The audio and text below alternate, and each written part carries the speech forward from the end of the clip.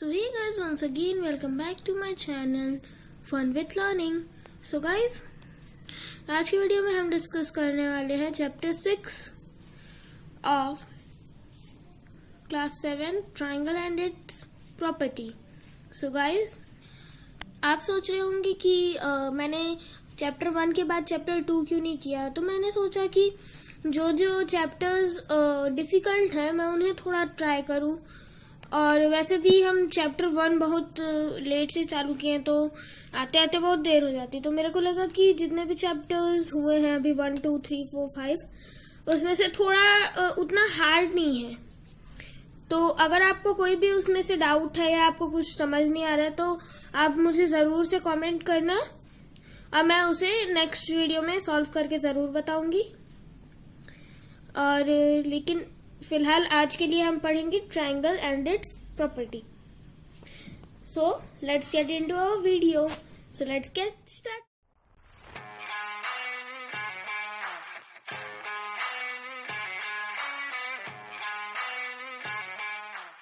So first of all हमने triangle तो हमें पता ही है कि क्लोज्ड फिगर होता है जिसके 3 साइड्स होते हैं.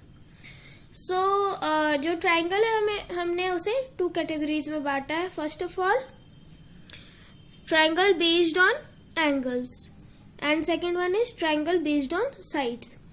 तो ट्रायंगल बेस्ड ऑन एंगल्स में क्या आएगा? Acute angle, obtuse angle and right angled triangle आएगा. और ट्रायंगल बेस्ड ऑन साइड्स में क्या क्या आएगा? Equilateral, isosceles and scalene. ये हमने पहले भी 5th 6th में पढ़ चुके हैं. हम ये एक बार फिर से पढ़ते हैं. सो एक्यूट एंगल ट्रायंगल क्या है? जिसमें सारे साइड्स 90 डिग्री से कम हो, वो एक्यूट एंगल है.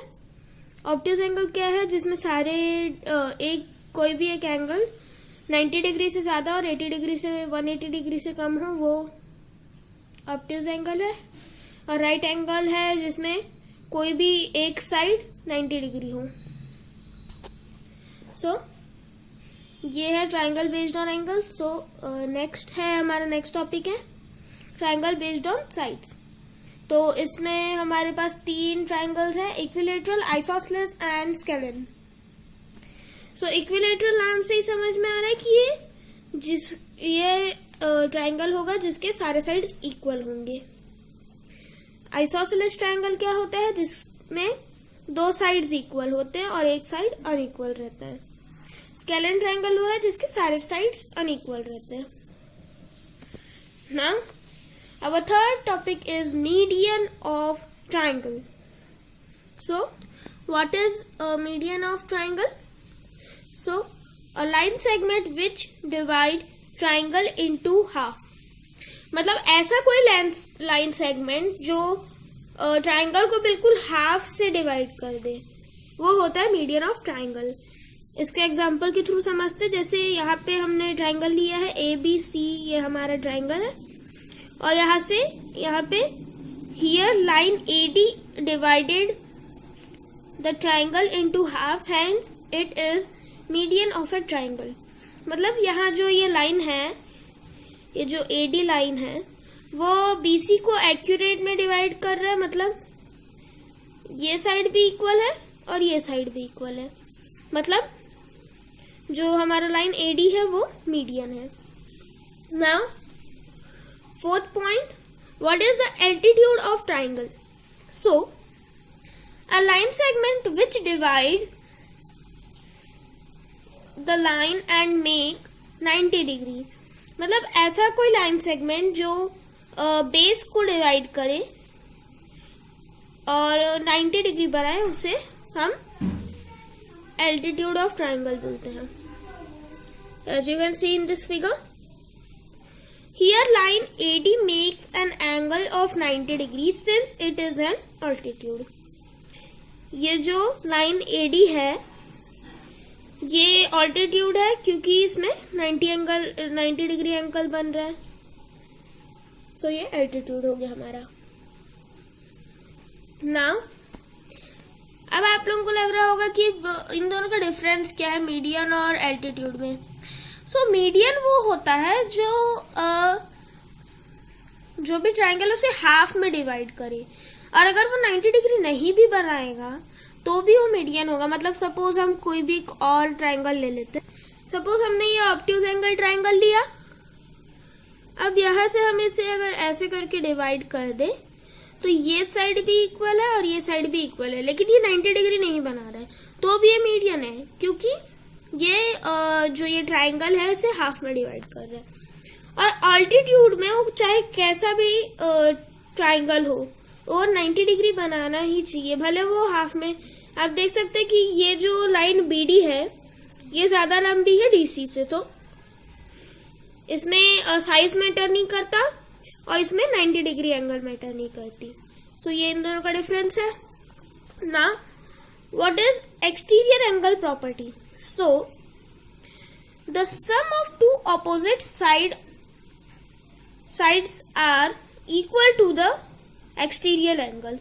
मतलब आपको कोई भी एक ट्राइंगल दे देगा और उसको थोड़ा सा कहीं किसी साइड से बढ़ा देगा, एक्सटेंड करेगा उसको, और फिर उसमें एक एंगल आपको बना के पूछेगा कि ये एंगल क्या होगा। तो उसको फाइंड करने का तरीका ये है कि इसकी जो ऑपोजिट साइड है, जैसे ये एक्सटीरियर एंगल है और इसके ये दो ऑपोजिट साइड्स है, सो इस एंगल का मेजर है 55 डिग्री और इस एंगल का 45 degree. So 55 plus 45 equals to 100। So exterior angle will be 100, यानी जो ये हमारा एक्सटीरियर एंगल है वो हमारा हो जाएगा 100। Now what is angle sum property? So angle sum property क्या होता है हम देखते हैं। Sum of the all angles in the triangle is always 180। मतलब कोई भी आप ट्राइंगल ले लो, उसका सम हमेशा 180 ही आ जाएगा, चाहे वो इक्विलेटरल हो, चाहे वो स्केलन हो, या चाहे आइसोसेलेस हो। उसका जो सम है, जो तीनों साइड्स का सम है, वो 180 ही आएगा। ये इसका एक कंडीशन है ये ट्राइंगल की। ना sum of two angles in a triangle is always greater than the third side. मतलब जो सपोज हम एक ट्राइंगल के थ्रू समझते हैं ऐसे। सो ये जैसे हमने ट्राइंगल लिया है ABC, ये राइट एंगल ट्राइंगल लिया है, आप कोई भी ट्राइंगल यूज कर सकते हैं। तो अगर हम ये दोनों साइड्स का जो भी मेजर है, अब अगर हम उसको ऐड करें तो इससे ज्यादा होगा। Suppose as you can see in this angle ABC means AB plus BC equals to greater than CA। मतलब अगर हम AB को 5 मीटर, BC को 2 मीटर और CA को 4 मीटर ले रहे हैं, तो अगर हम 5 प्लस 2 किए तो हमारा आंसर आ जाएगा 7, विच इज ग्रेटर देन 4। अगर हम 5 को जगह 5 को यहाँ कर देंगे और 4 को भी यहाँ कर देंगे, तो 4 प्लस 2 6 हो जाएगा, और वो 6 5 से ग्रेटर होता है।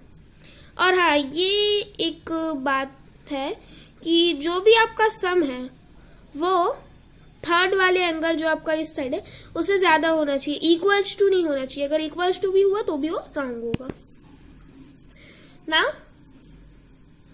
राइट एंगल ट्राइंगल को हम थोड़ा सा और डीपली पढ़ते हैं, क्योंकि अभी इससे रिलेटेड और एक टॉपिक है हमारे पास 2-3। सो राइट एंगल ट्राइंगल। सो पहले मैं आपको इस डायग्राम, आप एक बार अच्छे से इस डायग्राम को देख लीजिए, क्योंकि ये बहुत इंपॉर्टेंट है, ये वाला डायग्राम। ये जो है ये लाइन, ये एक राइट एंगल ट्राइंगल है, तो इसकी जो ये लाइन है, ये वाली, इसे हम बोलते हैं ऑल्टीट्यूड। ऑल्टीट्यूड हमने पढ़ा है, ऑल्टीट्यूड ऑफ ट्राइंगल में हमने पढ़ा है ना। So this is the altitude, this is hypotenuse. Hypotenuse मतलब जो इस साइड है, मतलब जो ऑल्टीट्यूड के जस्ट बाजू में, और बेस मतलब नीचे वाला साइड।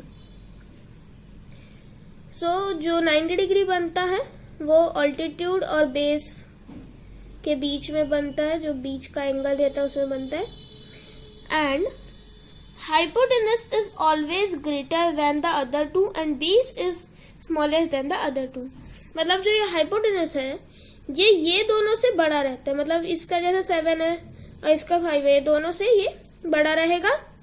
और ये जो बेस है वो सबसे छोटा रहता है, और ये जैसे कि आप देख सकते हैं 10 और 5 से ये छोटा है, बेस हमेशा छोटा रहता है। नाउ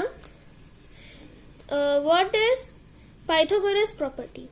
पाइथागोरस प्रॉपर्टी बहुत इंपॉर्टेंट है क्योंकि ये इस चैप्टर में सबसे डिफिकल्ट पार्ट है। जो मैंने ये चैप्टर लिया है ना, मैंने समझाने के लिए ये चैप्टर पिकअप किया है, तो उसका जो मेन मेरा इंटेंशन था वो यही प्रॉपर्टी थी, क्योंकि ये थोड़ी सी डिफिकल्ट है, किसी को समझ में आती किसी को नहीं। हमारे में ये नया सिलेबस है इस बार, सो थोड़ा सा डिफिकल्टी हुआ था मेरे को भी समझने में इसे, लेकिन मेरे को समझ में आ गया था। सो एक बार मैं आपको भी समझा देती हूँ। Square of 2 sides is equal to square of the third side, it is always a right angle. मतलब पाइथागोरस प्रॉपर्टी आप तभी यूज करोगे जब एक राइट एंगल ट्राइंगल आपके पास हो। सो अब हम इसे सॉल्व कैसे करते हैं? ये हमारे पास है ABC ट्राइंगल। सो अब हमें क्या फाइंड करना है? AB का जो भी हमारा वैल्यू है वो हमें फाइंड करना है। AB square equals to BC square plus CA square. अब AB का फाइंड करना है, तो AB का कैसे फाइंड करेंगे? BC स्क्वायर, मतलब BC की वैल्यू क्या है 1.5, तो यहाँ पे 1.5 का स्क्वायर प्लस CA की वैल्यू क्या है 2 सेंटीमीटर, तो 2 का स्क्वायर। अब आप सोच रहे होंगे मैं कब से स्क्वायर बोल रही हूँ, है ना, और ये ऊपर में यहाँ पे 2 क्यों लिखा हुआ है? सो ये हम समझते हैं व्हाट इज स्क्वायर। ये हमारा लास्ट टॉपिक है। स्क्वायर मीन्स होता है A इंटू ए, मतलब जो भी यहाँ पे वैल्यू है उसका उसी की वैल्यू से मल्टीप्लाई। मतलब जैसे यहाँ पे नीचे में दिया है 2 और उसके ऊपर भी 2 लिखा है, मतलब 2 इंटू 2 इक्वल्स टू 4। और ये मतलब नहीं है जैसे अगर इसके ऊपर कोई भी वैल्यू लिख सकती है। अगर यहाँ पे 3 लिखा है, जैसे कि आप देख सकते हो 3 लिखा है, तो इसका मतलब ये नहीं 2 इंटू 3 आप 6 लिख दो, ये नहीं होता। मतलब जो ऊपर वाला नंबर है उससे उतने टाइम्स आपको मल्टीप्लाई करना उस नंबर को। 2 इंटू 2, जैसे 3 दिया है ना ऊपर, तो 2 into 2 equals to 12। 2 into 2 4, 4 into 2 8, 4 into 2 8, ना कि 6, है ना, 6 नहीं होगा 8 होगा। 2 इंटू 2 4 एंड 4 इंटू 2 8 ये होगा। अगर यहाँ पे 4 दिया तो 2 इंटू 2 इंटू 2 इंटू 2, मतलब 2 into 2 4, 4 into 2 8 and 8 into 2 equals to 16 ये होगा। सो गाइज यही थी मेरी आज की वीडियो, आज के लिए इतना ही। और अगर आपको इससे रिलेटेड कुछ डाउट है, पाइथागोरस इतनी जल्दी सबको समझ नहीं आता, सो अगर आपको कोई डाउट है तो आप मुझे कमेंट में ज़रूर बताएं, ज़रूर लिखें।